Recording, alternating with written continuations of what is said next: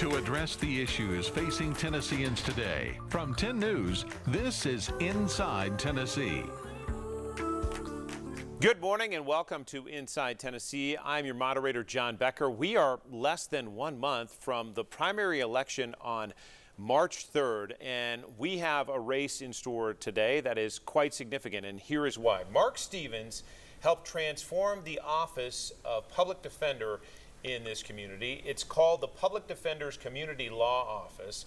It's an office that serves as a national model where lawyers work with social workers and outreach programs to help reduce the all too common revolving door of the criminal justice system. It's a holistic model, client-centered. In other words, as Mr. Stevens would tell you, I can handle your shoplifting case, but if we don't handle the underlying reason for your motivation to steal, we'll see you again in a few weeks. So 2 candidates running for this office, both Republicans in the primary, join us this morning. We welcome Rhonda Lee and Eric Lutton to the broadcast. Thank you both for being here. Thank you for having us. My co-moderator today is John North, my colleague at Channel 10. Good morning, John. Nice to have you with us. And let's start just why you're running for this office. Mr. Lutton, we'll start with you.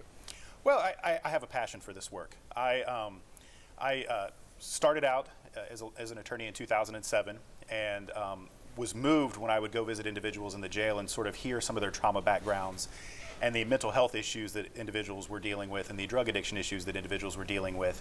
I was fortunate enough to get an offer to join the Public Defender's Community Law Office in 2013 and realized that I could make a bigger difference in my community working under the model that Mark Stevens introduced. And so I am very passionate about that work and dedicated to that work. I'm running because I believe that the office needs to continue on the path that it's on. Mark Stevens built a national model.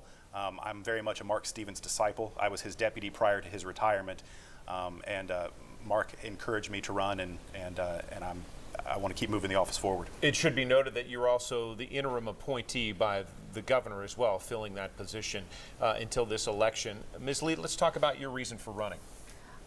I'm running because for the last going on the 7 years, I have been a private public defender. I represent people who can't afford representation to protect their constitutional rights and make sure that they get treated fairly by the justice system.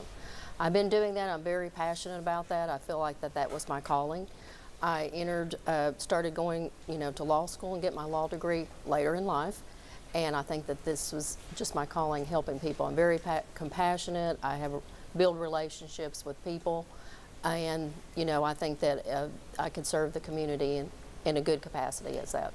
Mr. Stevens held this post, as we mentioned, for almost 30 years. That's why this is such a significant election. One of the major jobs that you have as the public defender is a management position. You have a budget of about $3.5 million and also a staff of some 27 attorneys and even more workers as well. I think about 65 to 70 under your purview. Let's hear both of you talk about your management experience and how you would manage the office moving forward as its leader. Ms. Lee, we'll start with you. Well, I have a lot of management experience. Prior to being a lawyer, I had a business and I managed a lot of people, a lot of different entities that I had to deal with, government, county, financial. So I've dealt with all of that. I worked in the community very, very in detail, running the ballpark with over 900 kids playing ball, managing coaches, parents, that whole thing. And then I also ran a cheerleading program with lots of kids. So I've dealt with the community and dealt with a lot of people and managed a lot of people. So I feel like I'm prepared to do that job. Mr. Lutton? So we are a large law firm. We're the largest criminal defense firm in Knox County by far. And our employment numbers fluctuate some. Right now we're a total staff of 71 with 28 lawyers on board. And we've got kind of a complicated funding structure in the sense that we get state positions and county money. When you sort of add that in, it really works out to about a $5.5 million budget. And I believe that I'm well equipped to run that office. In part, I've seen it from every level. I was a new hire, what we call a line attorney for a frontline attorney. That is working under the oppressive caseloads that we have. I was later promoted to be a team leader, which placed me as in kind of a middle management position where I was the direct supervisor for a third of the office. And then I was later named the deputy, and then obviously Governor Lee appointed me to take the office over and head it up last year. And so I've seen it everywhere from new hire operating under the oppressive caseloads that we have all the way to feeling and understanding what it's like to manage an office of 28 lawyers and 71 total employees. Just as specific as we turn to John, but you mentioned the budget for the office is about $5.5 million. I did misstate that. I think $3.5 million from the state and about $2 million from the county. Is that fair? Yes, that's about right. John? Ms. Lee, what's your assessment of the Knox County Public Defender's Office? How well do you think it's operating? I think it's operating very well. I just think that we could use some fresh ideas, and we could use the public defender's office working a little bit better with the private attorneys that do what I do. There's probably over 50 to 60 private attorneys who do public defender work as private attorneys, and we don't get to share those resources. We don't get to share in helping people get drug treatment. We don't get to share in helping people get mental health treatment. So I think that I would like to see us work together better and to better serve the community. How would that work exactly? Sort of give me an idea so I can get a concrete image of that. Well, not sharing cases or anything like that, but the resources, the money that's available for drug treatment or mental health.